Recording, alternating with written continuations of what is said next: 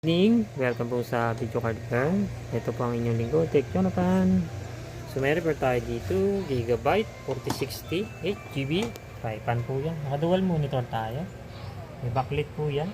Liquid damage po ang naging problem nitong GPU na to. So ito po yung ating benchmarking, 1 hour and 38 minutes. Ayan. As you can see, yung ating GPU temperature 75, hotspot 86. So for position, ito naman yung ating score. Higher degree natin sa 8K is 82 degree. As you can see, 82. Then sa memory reading, niread natin yung buong memory niya. So wala tayong VRAM error. Okay, so ibig sabihin gumagana yung kanyang 4 pieces na 2 GB ang isa. Bali 8 GB. Yan, ito yung score natin. So ito yung ano natin. Timer, running. Ito ang ating mga sensor, and ito yung ating specs. Okay, detected, naka-install ang driver. Yan. So, yan. So far, so good. Okay man. Okay.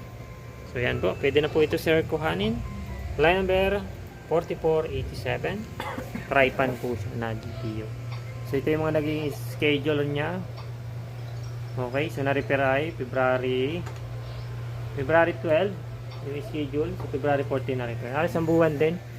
Kasi ang dami po nung pila, halos sayang pansin nyo, naubos na po kasi. Ito na lang yung natitira sa pila ng repair. And saka ito.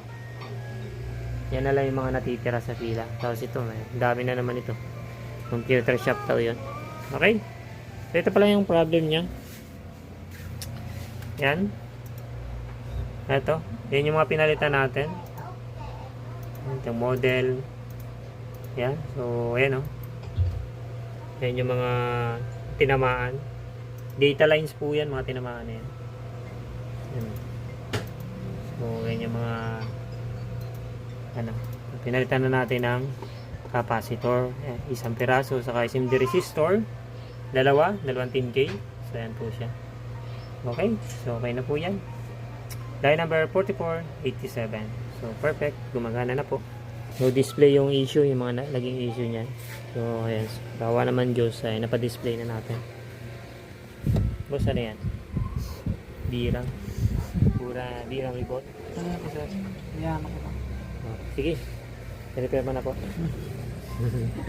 Ayan po, yan po ang ating update sa video card repair. So, salamat po sa inyong pagsubaybay. Hanggang dito na lang. Thank you for watching. Bye po na.